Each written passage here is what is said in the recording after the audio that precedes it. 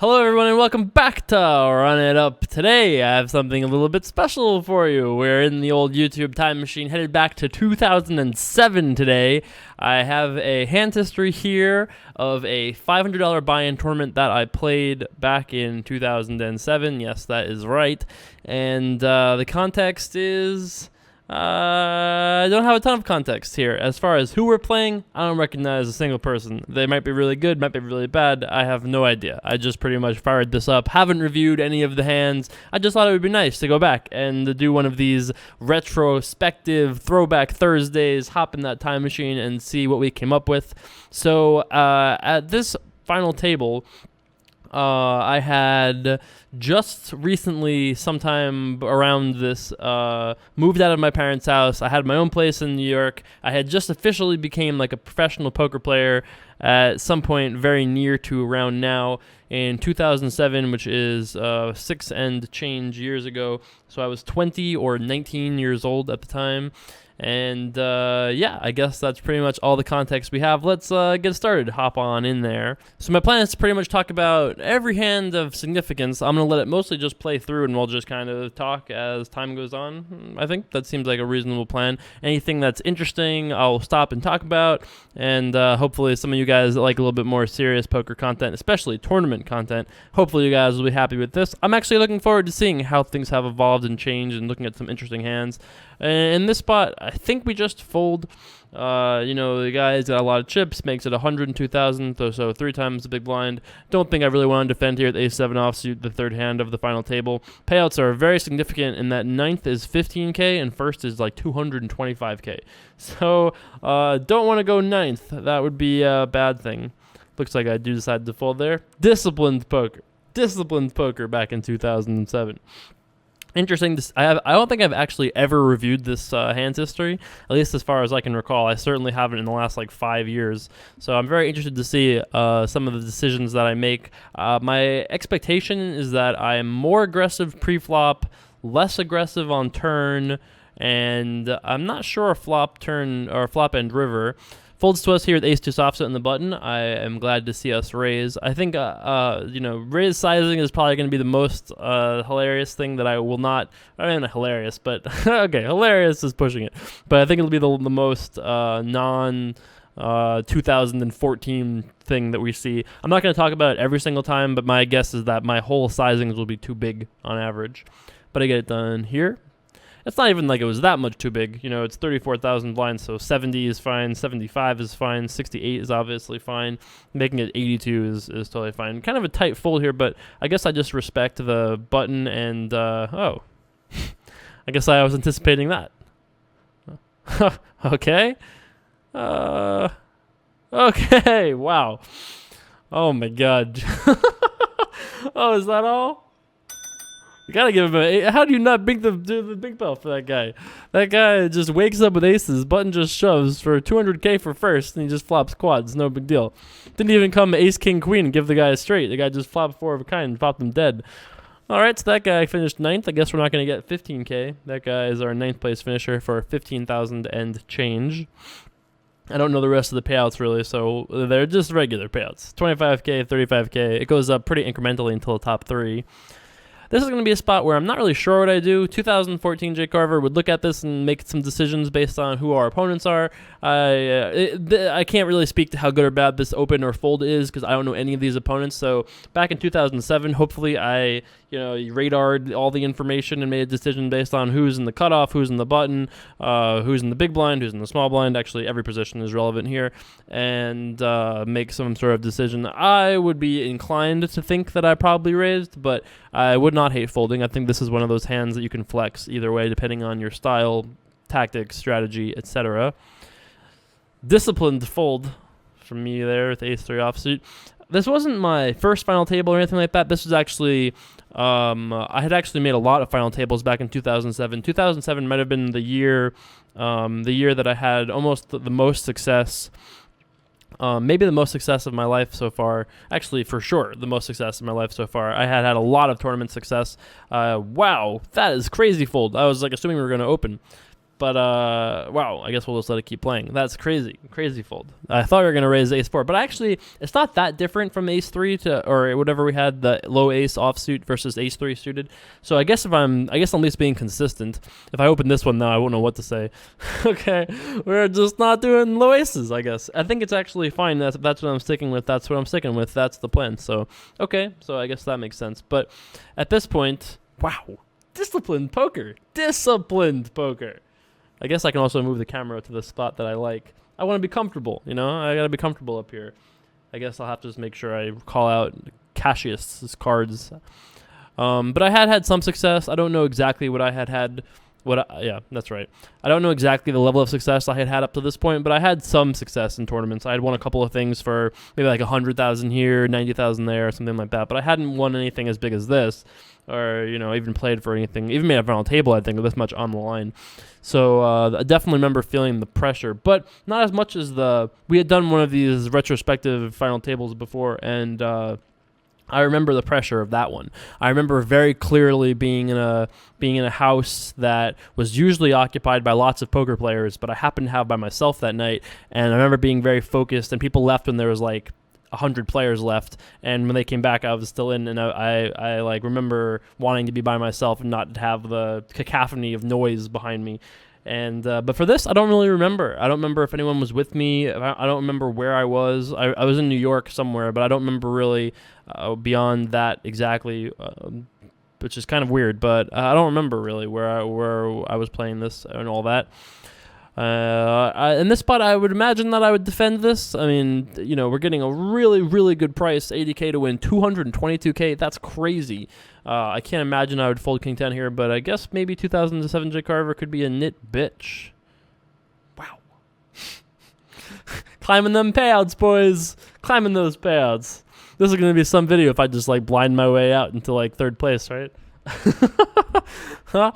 Jay Carver just puts him in the knit cage, just too tight. Tight is right, apparently, back in 2007. I actually bet you loose was right back in 2007. I bet you the looser players got all the gold in 2007. I would love to see us raise here. It's actually not like a slam dunk raise because the big blind has so many chips, but I would still like to see us try to attack this.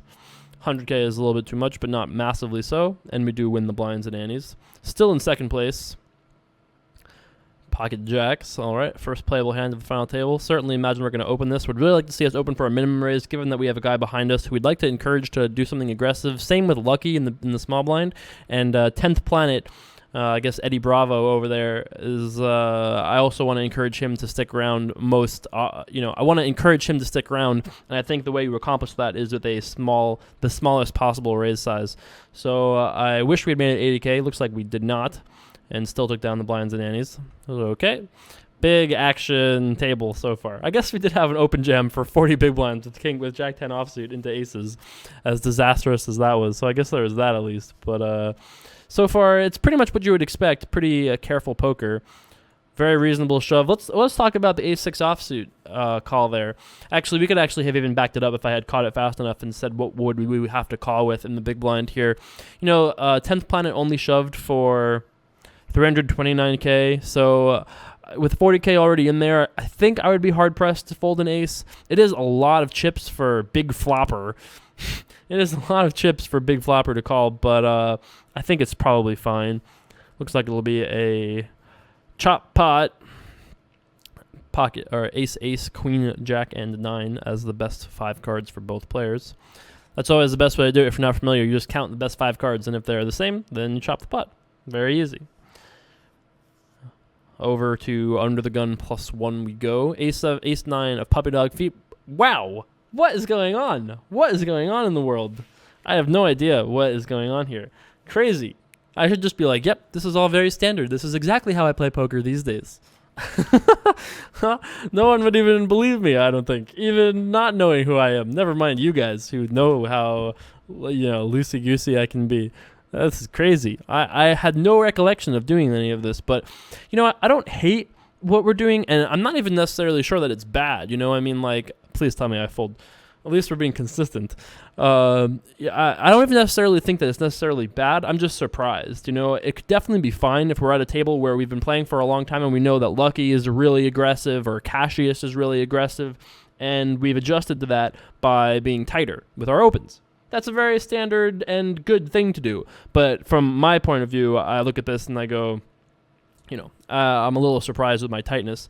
So not saying good or bad or otherwise, I'm just surprised. So we'll see. I'm inclined to believe it's a little bad, but we'll see about that. I'm not surprised to see a fold there.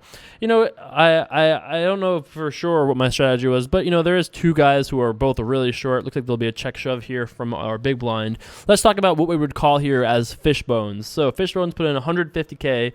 And this guy has put in 450, so 865K in the pot. We have to call 300K more, getting a great price here, absolutely great price.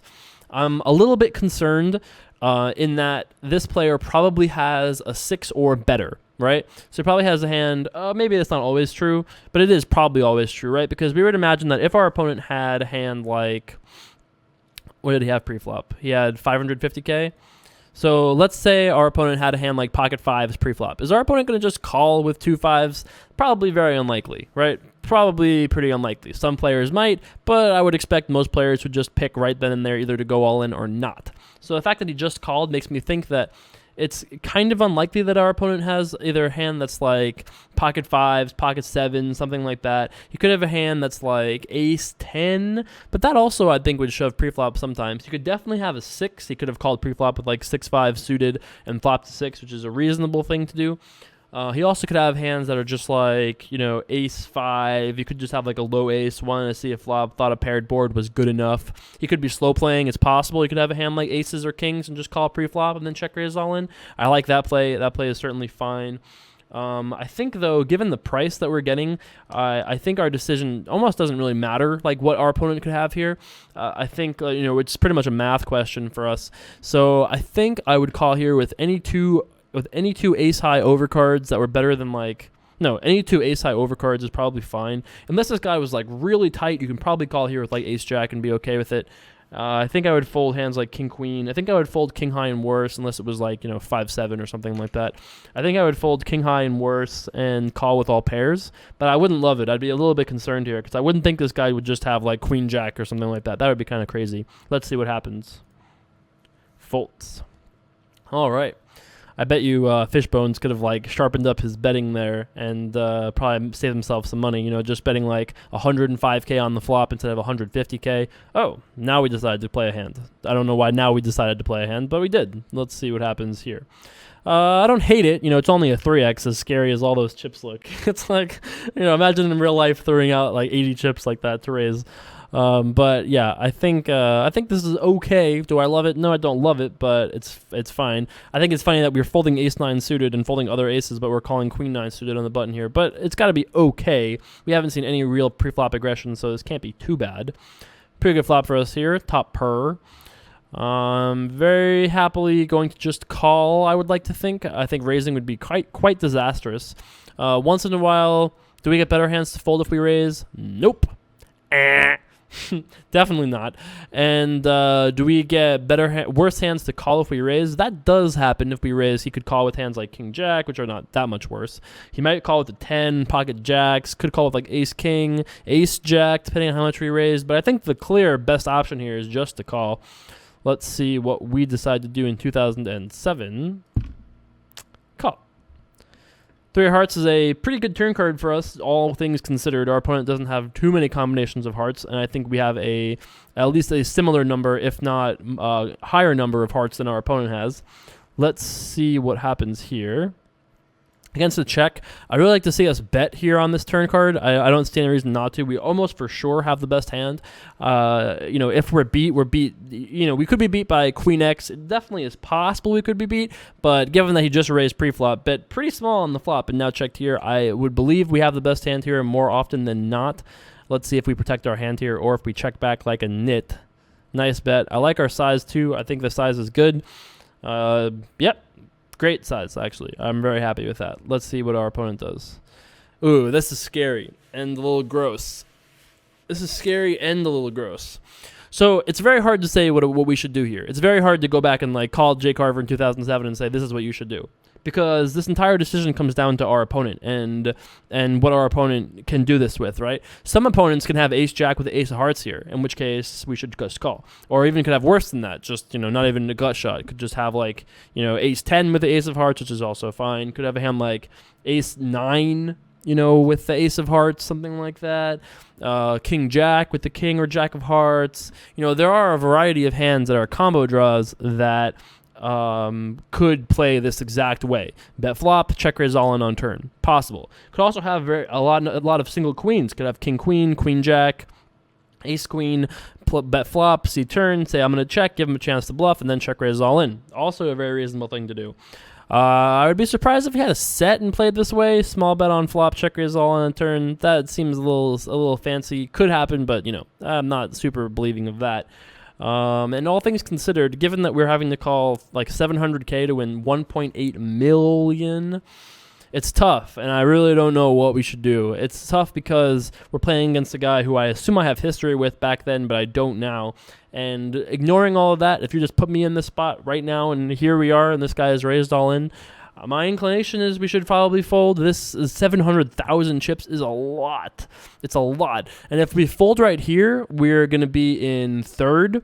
And if we call and we lose, we drop down to under 1 million. And we are in like 5th or 6th or something. So that's not necessarily like a good reason to make decisions. But in tournaments, 1.7 million chips is a lot. I can do a lot of work with 1.7 million. Can do a lot less work with 1 million when the blinds are 20-40. So let's see what I decide to do. My guess is that I fold, but might not. Looks like I did fold. All right. Big flopper got it done there with $1 million chip headed his way.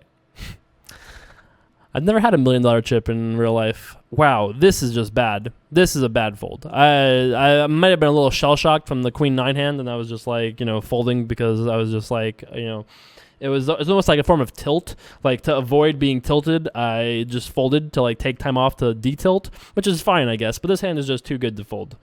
It's way too good to fold. Ace-8 offsuit is crazy. Against two guys who are short stacked, no less. You just min-raise and fold to lucky. That was bad. No argument there. I mean, there could be... of course, there could be some narrow set of parameters, in which case that would be just totally fine. But I'm starting to believe I'm just too tight back in the day. Crazy enough as it is. Don't make those mistakes these days, do we, boys? That's right. That's right. I've trained you guys well that so many of you out there are probably mouths on the floor, jaws on the ground, that don't know what to make of this tight Jay Carver. That's right. If you only knew me in my youth, you would know. Maybe I was much more conservative Jay Carver. That's probably true. In several ways, I actually would go so far as to say. Ace-Jack, I would love to see a raise here, but if we're still feeling the pain from the Queen-9 hand, which is possible, that I'm just like, that's what I get for messing around. And then I guess I could just fold Ace-Jack offsuit here. But, this would be a hand I'd like to see us open. All right. That's it. I just had to get punched in the face a little bit to wake up. And looks like we're going to be giving this $100,000 chip to Lucky over there, who just raises off his small chips above the 3 million. And takes it down. So maybe we've been avoiding that for a reason. Maybe he'd been putting us in the cage consistently because that was the very first time we opened like that and we immediately got re-raised. So maybe I had been avoiding that by playing so tight. That actually makes me feel a little bit better about how tight we were playing because that would definitely make sense. King and queen here in the small blind. Going to be a weird spot here. This is one of those decisions where once again I think you just kind of make a... It's the Italian Taylor time. It's let's make a decision, That's why you gotta make a decision right now. I think we should just call, but I wouldn't hate folding either. It's a very weird situation because we can never really be that strong, and he's under the gun.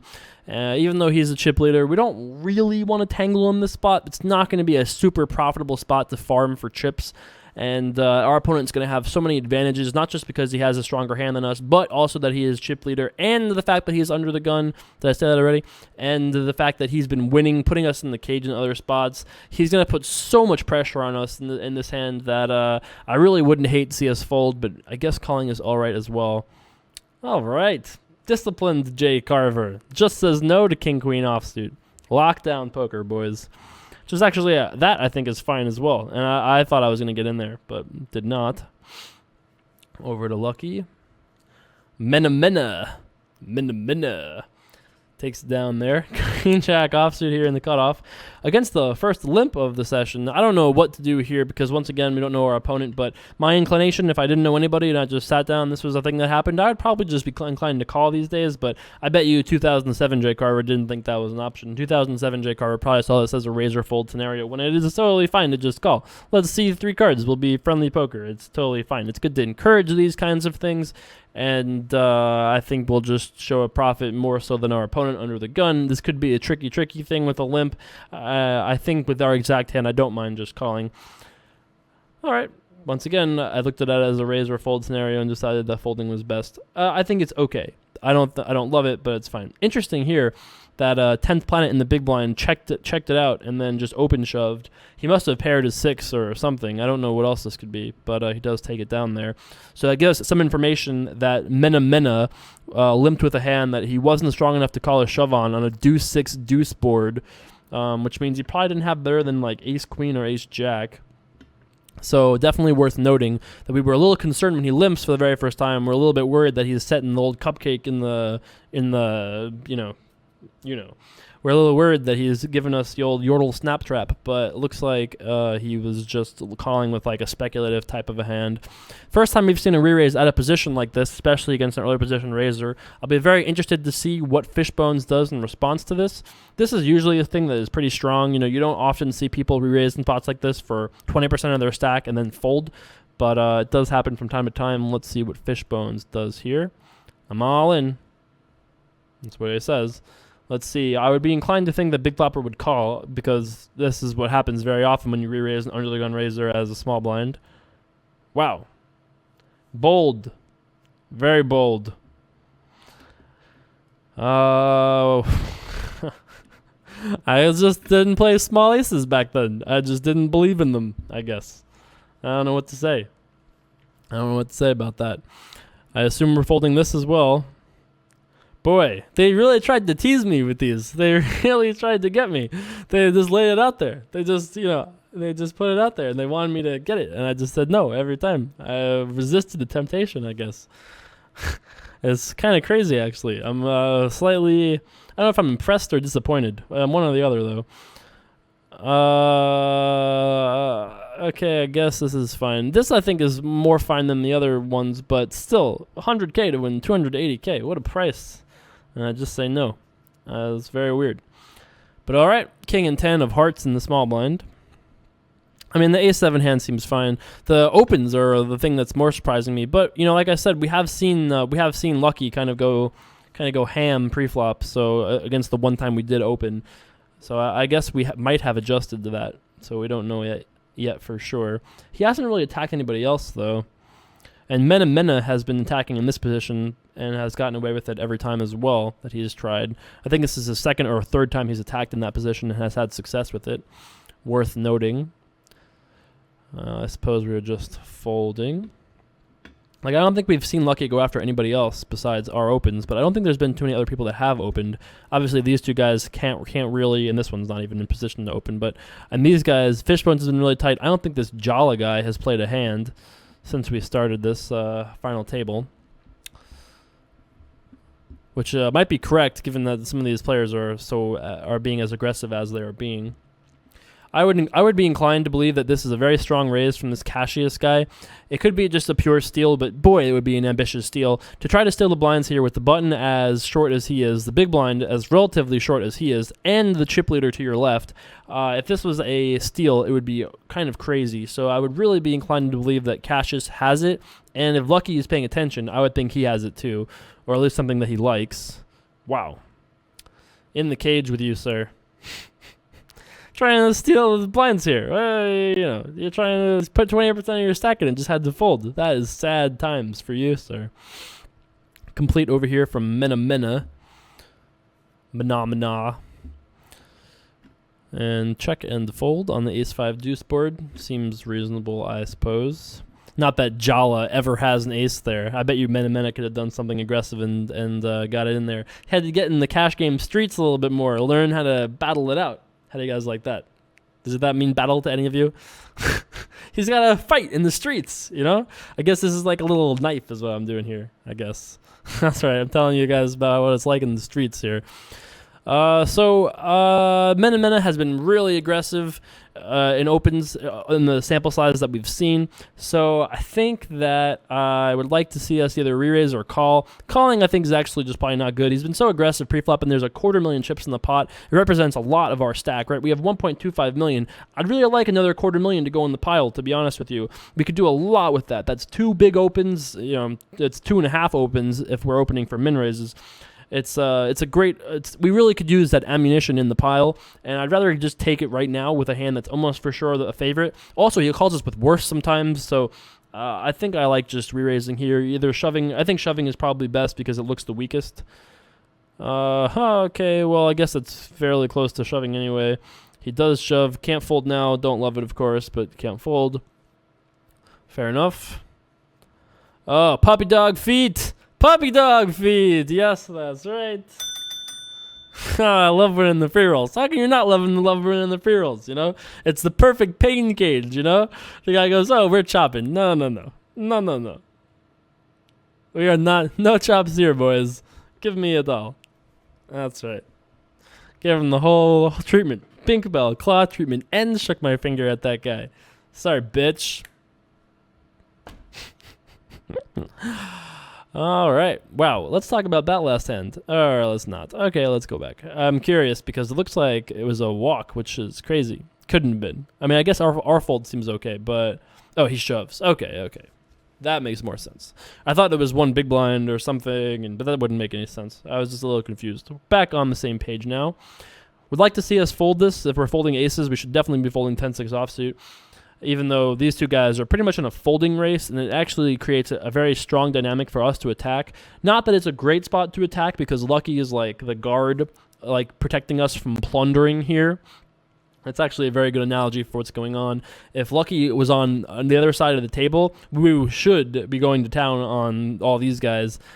Big Flopper being the scariest of them, of these four. But before we talk about this hand, I think that, you know, Cassius and 10th Planet both being so short, it just creates a weird situation for us where we should be tight. Like at this point, I think I'm okay with what we're doing here. Lucky's got all the chips. These two guys are short stacked. These two are in almost like a folding race to see who can move up the payout ladder. I mean, it's a pretty significant increase between 7th and 6th. It's actually a $9,000 payout jump between 8th and 7th. 8th is 20,000, 7th is 26,000, and 6th is 35,000. So there is a pretty significant payout increase between them. Let's see. I mean, it's significant if you're playing. It's only a whatever it is. I think it's a $500 buy-in tournament. So it's a pretty big, significant difference, you know, if you want a satellite or whatever. So let's see these cards here. It was an open shove by 10th Planet, and Jala in the big blind had called. Pretty slam dunky call there, 2 jacks, of course.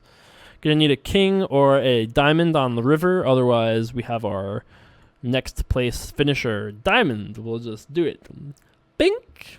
No big deal. 10th Planet doubles up. Poor Jala plays so tight and just gets punished. Re-raise here from Fishbones takes down. Pretty huge re-raise, too, to 500,000. 500,000 straight, dealer. All right. Let's see what happens here. So, you guys know I love defending in this position. These people don't understand what they're asking for when they raise in this spot. They just don't get it. I just hope people never stop raising me in this spot. But with 7-3 offsuit, I guess we can just fold. And I'm sure in 2007, I was pretty sure I just folded. These days, I could even be tempted to get in there even that loose. But I think it's fine. We just fold and move on to the next hand. This is a weird spot. I think everything is on the table here between re-raising, calling, and folding. I mean, folding to me seems like the worst option because this guy is just going to go nuts. Why would this guy not be going nuts? The big blind has like 7 chips. So this guy should definitely be aggressive. This guy should definitely be aggressive in this spot. But don't love our hand, don't love the situation, but I should just make it like 350,000 here, and I think that's probably the best way to play this hand. The only concern I have with that is that when we get into that game, it does look like we're just re-stealing, which kind of allows him to potentially re-shove over us with a light hand, and just it kind of allows us to play a game where our opponent, we're almost playing like a game of I don't know. I was gonna say like bluff or I dare you, but then none of those things are real.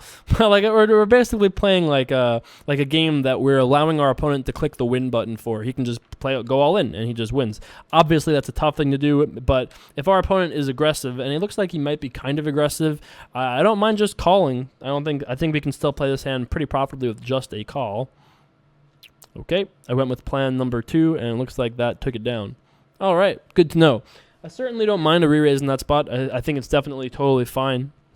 All depends on your opponent and stuff like that. Please raise this, please. Please. Please. Thank you. Got a call here. Do I love it? No, but, you know, $250,000 to win 600. I would be aghast if we folded. Run the cards, dealer. I have the best hand. All right, got to sweat a puppy dog foot. This time, enemy foot. No club for you, sir. All right. 6 players remaining. Another tight fold with our king 5 off, so you should have attacked there for sure. Decided not to for some silly reason. I would bet I would fold this as well if I'm folding king 5. I didn't appreciate the power of king high back in 2007. Nobody did, though, so it wasn't that big of a leak. When nobody appreciated it, it's less of a big deal. But back in these days, oh yeah. These days, I should say, you know, king 5, I'm doing cartwheels with king 5. Let's be real. You gotta appreciate when you get a king high, not just fold. Certainly raising here, the ace-jack of spades. We're in second place with 2.7 million. There's probably only, it's like 10, sorry, that's a good math. It's like 4, 7, 9, 10. So there's like 11.5 million chips in play. So we've got a good stack of chips. We got like 25% of the chips in play with 6 players left, which is pretty sweet.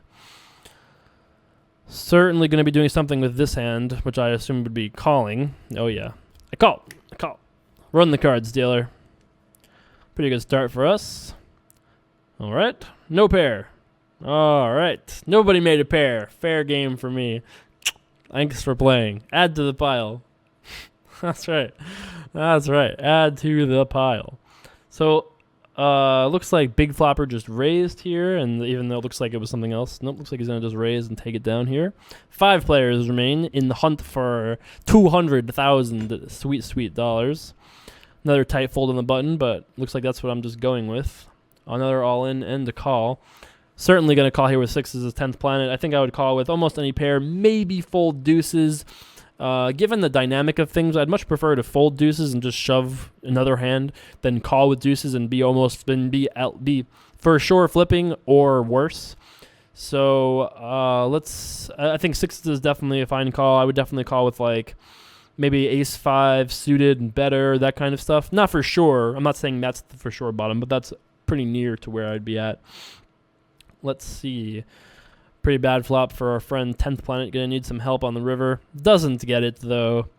Pair of 7s is going to take it down. So now there's 4 players remaining. And just like that, we went from playing for like 20,000 to, with 4 remaining, 4th is $65,000 already locked up. 10th planet got $49,573 for his 5th place finish. Not a bad day's work. At this point, the tournament started at 3 p.m., and I actually started on time, very first hand, which is a shocker to me as well.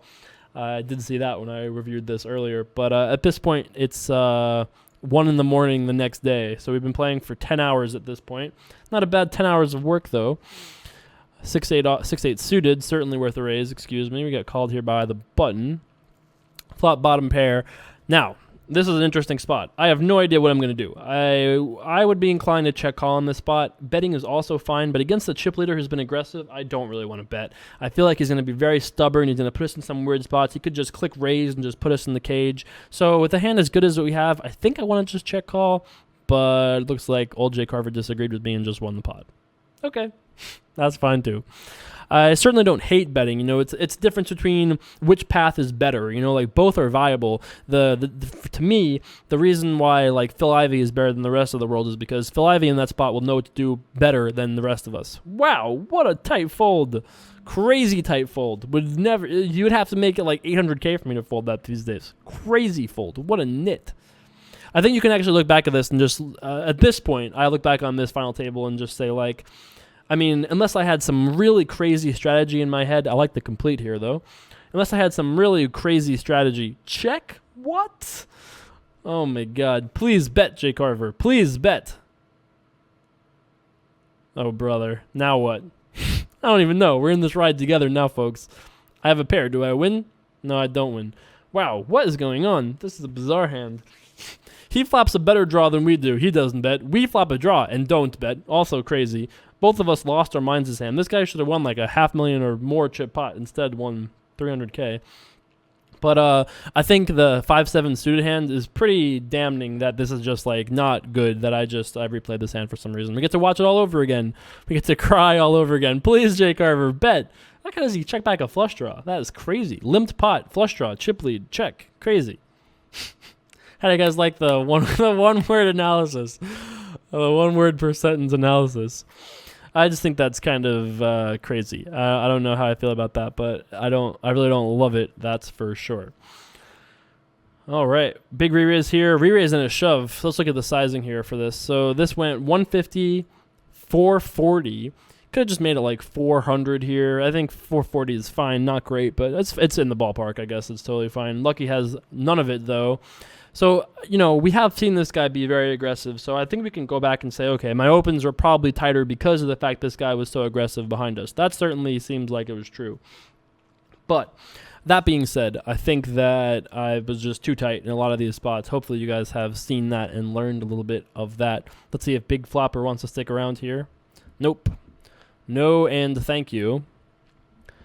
Jack 8 offsuit. I guess I'm just folding. Nope, decided to open this one. It's like kind of inconsistent. I don't mind doing this sometimes, but you know, why are we folding some hands and opening other hands? Like, it doesn't seem like there's a lot of reason and rhyme to it, which is true. My game back in these days was way less evolved in the sense of like, I did a lot of things because I felt like I should and not because I knew why to do them or not. Whereas these days, if you look even at like the entire scope of all the Run It Up videos, I feel like there are very few decisions where I'm just like, clicking buttons. You know, I feel like I very often have a plan at least and feel confident that even if my plan didn't work in the short term, that it would work in the long term. And that comes obviously from 10 years of experience playing poker. I just didn't have that in 2007. I was only 3 years into my career or less. 2, 3, you know, not that long. Favorite hand in the muck? Oh my god. Raising a call here, blind versus blind. Would have made bottom per. Looks like that is more than enough to take it down. Okay. Probably just folding. Damn, Fishbone's getting feisty over there. Huge pot here.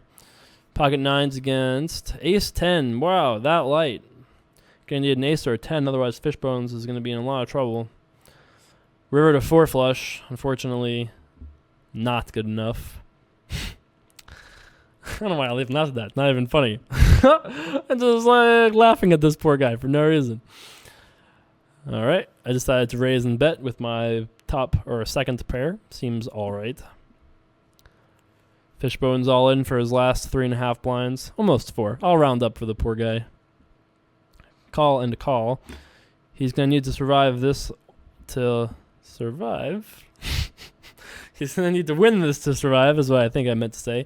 Very small bet here from Big Flopper. Wonder what that is indicative of. And a big bet. I would imagine he must have something pretty good. Unless he's bluffing for 100K. Yep, just the nuts. No big deal. I would imagine that gets it done. Yep, 4-3. He should not have went all in with that. You know, maybe he thought he had fold equity this one time, but he probably doesn't. It almost for sure will go call, or at least call from the big blind. I actually think I would rather have seen him just fold and just wait for the big blind and go in with it there. All right, so we're 40 minutes into the video, and I think this is a good time to wrap it up, and we're down to 3-handed. If you enjoyed this video, let's do a full screen wrap up. What am I doing here? Amateur hour here at Run It Up. So, if you enjoyed today's video, don't forget, let me know in the comments below. That's how I know you enjoyed the video. If you a little something different, we did a time warp. We haven't done one like this in a while, but hopefully you guys enjoyed this. I think I'm going to wrap this video up tomorrow. I might wrap it up next Thursday instead. Let me know what you guys think about that. I could go back to running it up tomorrow, or I could wrap this video up. My preference would be to wrap this up, but I didn't want to make this video like an hour and a half long, and it probably would be if we were going to give all the hands, all the explanation and stuff that they deserve.